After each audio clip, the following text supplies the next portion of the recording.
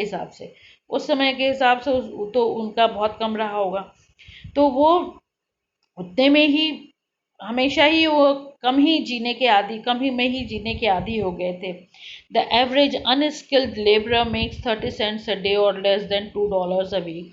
और जो लेबरर्स थे वे 30 सेंट्स अ डे, एक दिन में 30 सेंट्स ही पैदा कर पाते थे, या $2 एक वीक में। There is one meal a day, वो उनको खाना मुश्किल से एक बार भोजन मिल पाता था दिन में।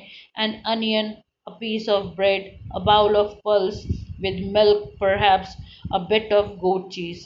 कभी कभी उनको मतलब अनियन, एक आध रोटी, कभी कभार मिल जाती थी दाल, दूध, या फिर कभी कभी गोट चीज भी मिल जाती थी। No tea, no coffee, no fat, no sweets, no meet.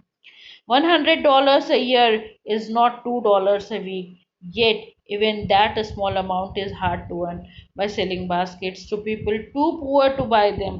अब वो अपने आप में इतने गरीब थे कि अगर वो बास्केट्स भी आपस में बेचते तो कोई कौन खरीदता, कौन बेचता। तो वो मुश्किल से $2 पर वीक भी नहीं कमा पाते थे।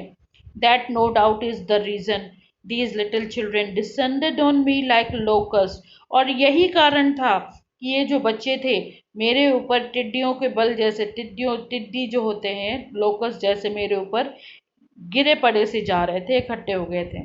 I an American was doubtless the most promising market they had seen. मैं एक अमेरिकन था, और बेशक उनको ये लग रहा था कि मैं बहुत अमीर हूँ, तो इसलिए वो अपनी बास्केट, अब उनको आपस में तो बिकती नहीं थी, उनको लग रहा था कि मैं खरीद सकता हूँ।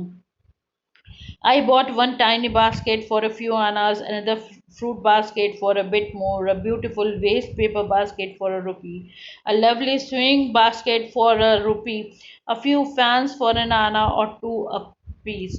अब जो था बता रहे हैं कि फिर अब इनको भी ये लग रहा था कि छोटे छोटे बच्चे हैं, गरीब बच्चे हैं, बेच रहे हैं।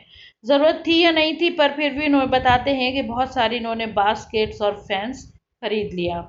My arms were filled and I had not spent 50 cents. मैंने 50 सेंट्स तक नहीं मतलब खर्च किए थे, तभी मेरे हाथ पूरे फैंस और बास्केट से भर गया था। The children passed in shouting their wares. अब बच्चे वहां से पास हो रहे थे, वे अपने अपने सामान बेच रहे थे। I was a prisoner completely surrounded unable to move. और मैं, ऐसा लग रहा था कि मैं उन बच्चों के बीच में एक प्रिजनर, एक कैदी जैसा हो गया हूँ। इतना ज़्यादा उन्होंने घेर लिया था कि मैं बिल्कुल हिल नहीं पा रहा था। The most diligent aggressive vendor was a beautiful girl of 9 right in front of me. मैंने जब उन बच्चों को देखा तो उनमें सबसे ज़्यादा एग्रेसिव, आक्रामक वेंडर, और जो बहुत मेहनती भी लग रही थी, एक प्यारी सी 9 साल की बच्ची जो ठीक मेरे सामने खड़ी थी। She had a lovely basket with handle. उसके हाथ में एक प्यारी सी छोटी सी बास्केट थी जिसमें हैंडल लगा हुआ था। And she wanted a rupee and a half for it, और अबाउट 30 सेंट्स। और उसको वो उसके लिए, उस बास्केट के लिए उसने क्या प्राइस लगाई थी, 1 रुपये और हाफ, मतलब 1.5 रुपये और about 30 cents. She was an honest pleader. Honest pleader यहाँ लगा हुआ है, लगन से अपने पक्ष रखने वाली, मतलब वो बहुत जबरदस्ती से कह रही थी कि आप ले लो ले लो, प्लीड कर रही थी, प्लीज, मतलब ऑनेस्टली कह रही थी। There were tears in her eyes. और बेचते बेचते जब उसने देखा कि उसकी बास्केट नहीं बिक रही है तो उसकी आंखों में आंसू भी आ गया। She pleaded and begged in tones that would ring any heart. वो ऐसी आवाज में विनती कर रही थी, मतलब बेचने के लिए, कि कोई भी किसी का भी दिल में उसको लगे कि हाँ वो ले ले। My arms were full. मेरे हाथ पूरे भरे हुए थे। I had no room let alone my need any need. मेरे हाथ में जगह नहीं थी और मुझे ज़रूरत भी नहीं थी for another basket. Balancing my baskets and fans on my left arm, I reached into my right coat pocket and got a handful of change, perhaps 50 cents, 15 cents in all, which I deposited in the basket that the young girl held imploringly before me. अब वो उनको basket तो और ख़रीद नहीं पा रहे थे, पर फिर बड़ी मुश्किल से अपने एक हाथ में ही पूरी जितनी उन्होंने बास्केट्स खरीदी थी और फैंस सब लेफ्ट हैंड में अपने बैलेंस करते हुए उन्होंने अपने राइट हैंड से राइट कोट पॉकेट में हाथ डाला और एक मुट्ठी भर चेंज, मतलब पैसे फुटकर अपना जो चेंज था वो निकाला। शायद वो करीब 15 सेंट्स के बराबर होगा।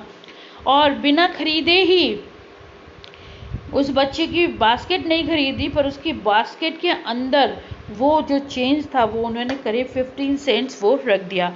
आई tried to explain that I could not buy the basket but extended the gratitude as a substitute.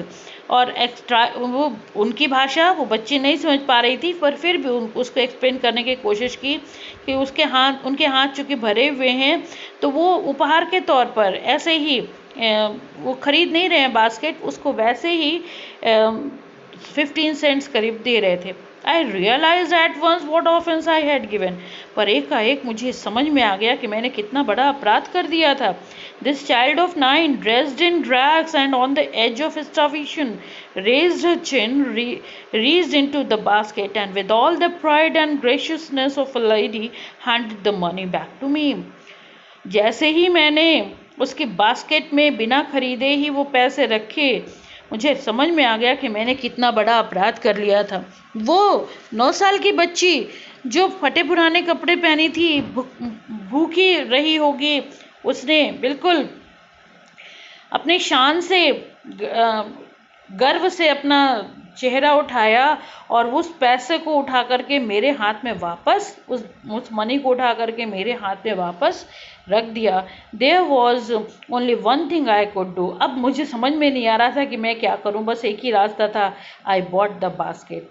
जब उस लड़की ने प्राउड से उस धन को वापस कर दिया तो विलियम सी डगलस के पास कोई और रास्ता नहीं रहा, बस उन्होंने उस बास्केट को खरीद ही लिया।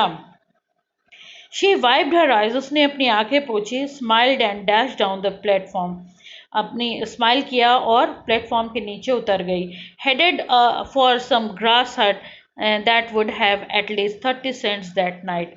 और फिर उधर के प्लेटफॉर्म के पीछे की तरफ हो सकता है उसका कोई घर हो ग्रास का, जहाँ पर कि विलियम सी डगलस कहते हैं कि शायद उस घर में आज 30 सेंट्स तो ज़रूर पहुँच जाएंगे, क्योंकि उन्होंने 30 सेंट्स की वो कह रहे थे 30 सेंट्स नियर अबाउट की बास्केट वो बेच रही थी। 1 रुपये और 50 पैसे, करीब 1.5 रुपये तो 30 सेंट्स होते होंगे। तो वो 30 सेंट्स की फिर उन्होंने बास्केट खरीद ली। I told this story to prime minister Pandit Jawaharlal Nehru. बाद में जब वो William C Douglas Pandit Jawaharlal Nehru से मिले तो उनको ये बात इतनी दिल को छू गई कि उन्होंने ये स्टोरी फिर पंडित जवाहरलाल नेहरू को भी बताई। I told him it was one reason I had fallen in love with India. और कहते हैं कि यही कारण है कि मुझे भारत से बहुत प्रेम हो गया है। भारत के लोग गरीब हैं, पर आत्मसम्मान से जीते हैं। The people I saw in India, those in the village as well as those in high office, have both pride and a lively sense of decency and citizenship. वो कहते हैं कि भारत में जो लोग गांव में रहते हैं या शहर में रहते हैं, वो they have both pride, उनमें गर्व है, उनमें गरिमा है और उनमें जीवंतता है, उनमें सज्जनता है और अपने देश के लिए सिटीजनशिप मतलब अपने देश के लिए बहुत प्यार भी है। They also have a passion for independence. उन्हें पैशन फॉर इंडिपेंडेंस मतलब अपने स्वतंत्रता के लिए भी दीवानगी है। This beautiful child born in squalor and poverty, uneducated in both grammar and manners, had given me a glimpse of the warm soul of India. फिर वो लास्ट में कहते हैं कि वो छोटी बच्ची जो गंदगी में पल बढ़ रही थी, गरीब थी, पढ़ी लिखी भी नहीं थी, ना कोई तौर तरीका आता था, ना ग्रामर रूल्स कुछ आते थे, फिर भी उसने भारत की गरिमा की एक झलक मुझे दिखा दी थी। तो अब ये आपका चैप्टर कंप्लीट हो गया है। आगे मैं आपको इसके क्वेश्चन आंसर्स और एक्सरसाइजेस वगैरह एक्सप्लेन करूँगी, आपको करने को भी दूँगी। Thank you.